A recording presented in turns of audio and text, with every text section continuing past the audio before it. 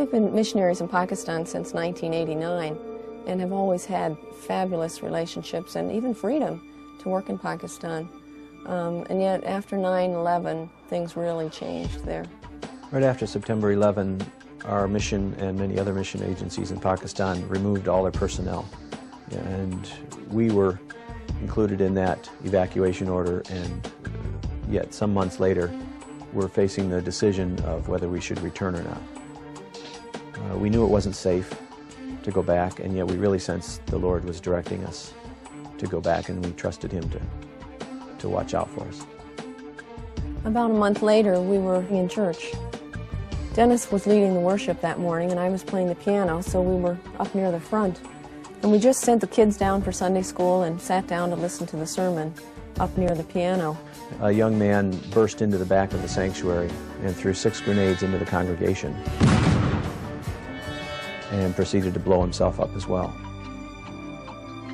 3 of those grenades landed right near us, and as we scrambled to get away, a couple of them went off, injuring us as we tried to move to safety. We ended up with shrapnel injuries right from head to toe, all down our side, and I had some on my hands because I had covered my head. There were about 40 of us injured in the church and 5 people killed. The small grenade explosions that happened right near us and elsewhere in the sanctuary caused a lot of personal bodily injury. And yet, really what devastated the whole sanctuary in a way was the attacker's explosion, which damaged the 50-foot ceiling and broke one of the chandeliers hanging from there, and really tore it up a lot, and was heard miles away as well. When we came out from behind the piano, the chairs were all gone. The impact just blew the chairs all over the place. One man we know had 50 stitches in his face where he'd been cut by these shards of plastic. There were a lot of eardrums broken by the explosions, and probably mostly the suicide belt that caused a lot of damage. It took about 3 months for us to get back on our feet and back into ministry. The Lord gave us the strength to just press on. And then 4.5 months after that first attack happened, 4 gunmen burst onto the school campus where our 12-year-old son was attending and spent 15 minutes just shooting up the campus with machine guns. 6 Pakistani staff and guards were killed, and 1 foreigner was injured, and yet the whole student body and all the staff were severely traumatized.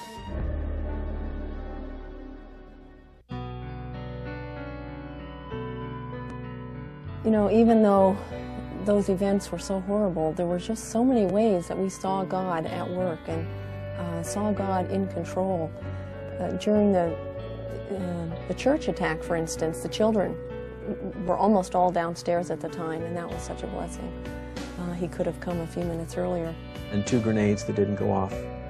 One right by a group that were huddled on the floor praying for God's protection. And when they raised their heads, there was a grenade unexploded. God was so clearly in control of all the details, allowing, but very definitely metering and controlling the intensity of what we experienced. In the school attack, too, there were so much evidence that God was right there with people. A number of people had testimonies of being pulled out of the path of danger, and when they turned around to see who had pulled them, there was no one there. I never would have thought that I could go through something like that. I mean, you know, some super Christians, I thought, yeah, they might be able to handle that, but I thought I could never go through anything like that. And yet when the time came, that's when God gave the strength that we needed. Even now, after a year of home assignment and preparing to return to the Middle East, we sense again the Lord's healing, we sense His strength, and we really know He's a good God. He loves us. He will take care of us, even though there's a lot of uncertainties, a lot of unknowns ahead of us. We can trust Him.